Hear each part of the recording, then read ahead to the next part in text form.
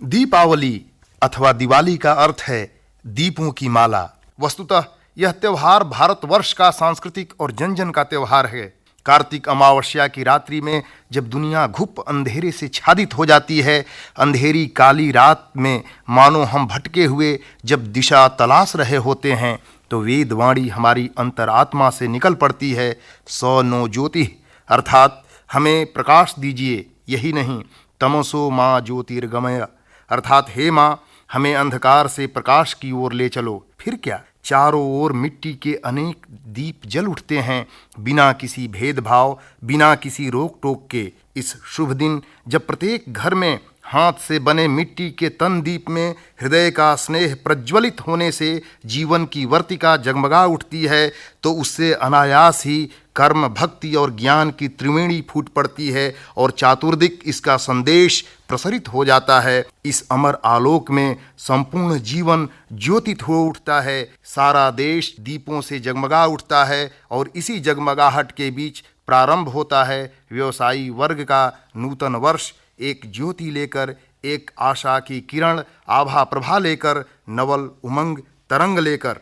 दीपावली मनाने के पीछे यह आम धारणा है कि पुरुषोत्तम भगवान राम अत्याचारी राक्षस रावण का वध कर जब अयोध्या लौट रहे थे, तब नगरवासियों ने खुशी में घर घर दीप जलाया था। इसी दिन 14 वर्षों के विरह की प्यास बुझी थी, आनंद का पारावार उमड़ रहा था, बधाइयाँ बज रही थी। इसी दीपावली के दिन ही 14 वर्षों का गहन अंधकार समाप्त हुआ था। उस दिन की याद में समस्त देश दीपों की रोशनी में नहा उठता है। इसकी चमक से देश के कलेवर में श्री वृद्धि होती है और सारी रात खुशियों में समाप्त हो जाती है। बच्चे आत्मविभोर हो उठते हैं और सारा आंगन उनकी किलकारियों से खिल उठता है। बच्चों का रोम रोम नाच उठता है और नाच उठता है उनका मन मयूर। इस त्योहार को मनाने के पीछे यह भी तर्क दिया जाता है कि इसी दिन भगवान विष्णु ने नृसिंह रूप में अवतरित होकर हिरण्यकश्यपु का वध कर उसके पुत्र भक्त प्रहलाद की रक्षा की थी।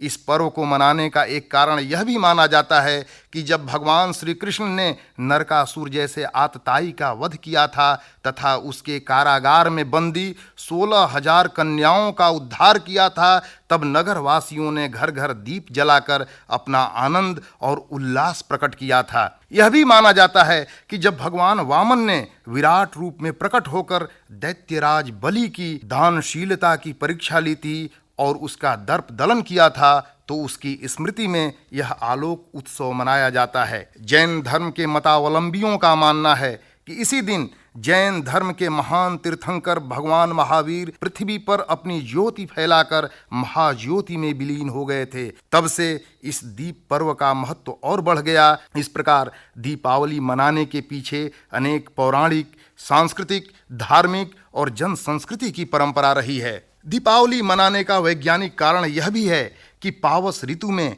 वर्षा के कारण सर्वत्र गंदगी का राज्य हो जाता है। आंतरिक तथा अभ्यंतरिक दोनों ही प्रकार अशुद्धता होती है। दीपावली के समय वर्षा प्रायः समाप्त हो जाती है, अतः उस समय सफाई का उपयुक्त अवसर मिल जाता है। इसलिए वर्षा के उपरांत लोग घरों को स्वच्छ कर उसे सुंदर और आकर्षक बना देते हैं। कीट पतंगे भी लिपाई पुताई से दूर हो जाते हैं। इसका आयुर्वेदिक कारण यह है कि दीपावली शरद ऋतु में मनाई जाती है। शरद ऋतु वह मिलन संधि की बेला है जब दो भिन्न ऋतुएं परस्पर मिलती हैं। वर्षा ऋतु में जलवायु दूषित हो जाती है और विभिन्न विकार पैदा हो जाते हैं। इस समय रक्त संबंधी अनेकानेक व्याधियां उत्पन्न हो जाती हैं।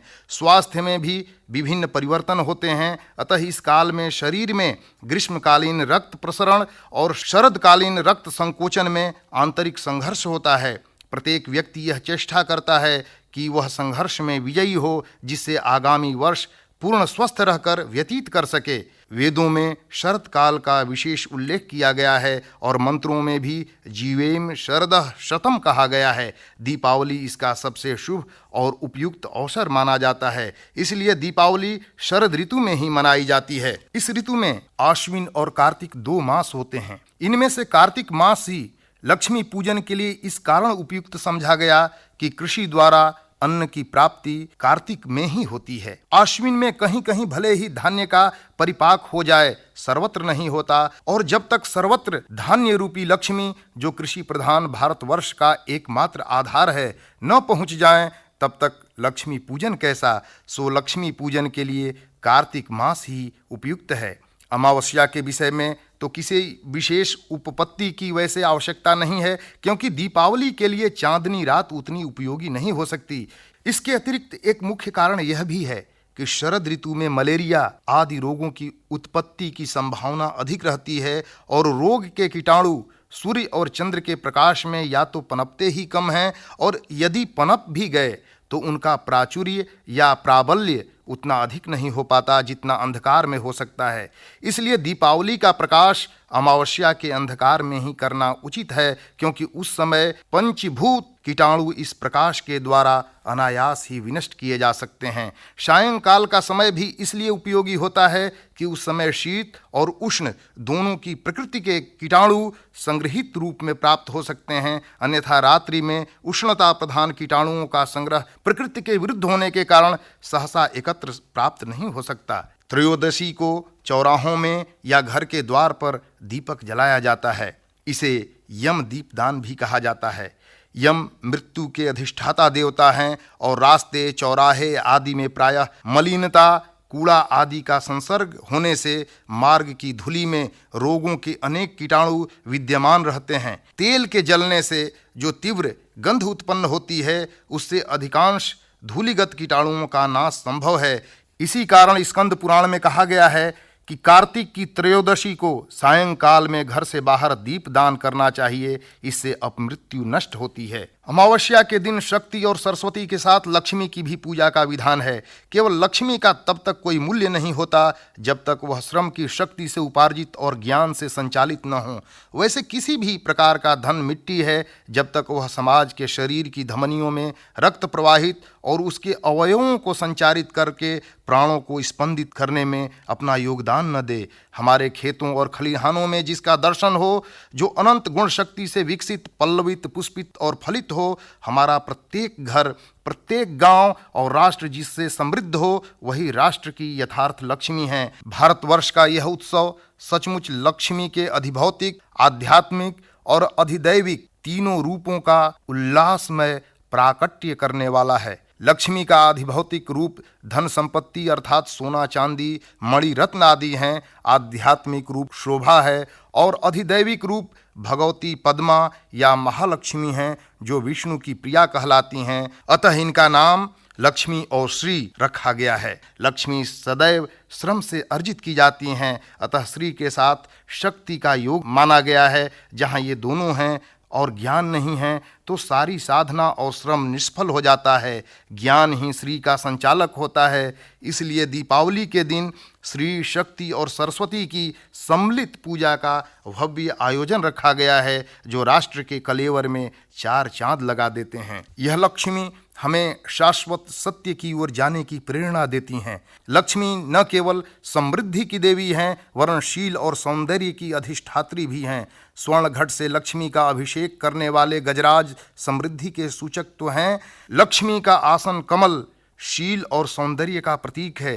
लक्ष्मी की उपासना शील, सौंदर्य और समृद्धि की साधना है। साधना कभी निष्फल नहीं जाती। सहस्रों ज्योतिर्मय दीपों से लक्ष्मी का पूजन अर्चन किया जाता है। घर नगर का कोना कोना दीपों के स्वर्णिम आलोक से आलोकित हो उठता है। प्रकाश ज्ञान का सूचक है और जलता हुआ दीप सजग साधना का प्रतीक।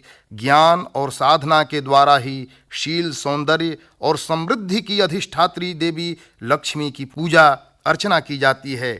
ज्ञान का सद्दीप और उसका स्वच्छ आलोक इस साधन के प्रशस्त पथ को प्रकाशित करता है। स्वास्थ्य, स्वच्छता और शुचिता से शील, सौंदर्य और समृद्धि की साधना सार्थक होती है। इसी प्रकाश पथ से जीवन लक्ष्मी का आगमन होता है। हमारे जीवन का प्रत्येक कोना इस साधना की ज्योति से ज्योतित हो। हमारा जीवन लक्ष्मी की वैभव विभूति से परिपूर्ण हो। लक्ष्मी पूजा के प्रकाश पर्व का यही मंतव्य है। अंधकार में अनेक अनर्थ उत्पन्न होते हैं, अतः समस्त पाप कर्मों से मुक्त होकर दीपावली के दिन लोग खूब खुशियां मनाते हैं और इसी खुशी में दीप जलाते हैं। वास्तव में सभी उत्सवों में दीपावली का उत्सव घर घर, गांव गांव और नगर नगर में बालक से वृद्ध तक, मूर्ख से लेकर पंडित तक और रंक से लेकर राजा तक सर्वत्र ही आमोद प्रमोद और आनंद विनोद का उल्लासक मुख्य त्यौहार है। दीपावली का त्यौहार प्रतिवर्ष हमारी राष्ट्रीय चेतना को आलोक से भरता है, राक्षसी मनोवृत्ति को त्यागने और मानवीय गुणों को विकसित करने का अमर संदेश देता है।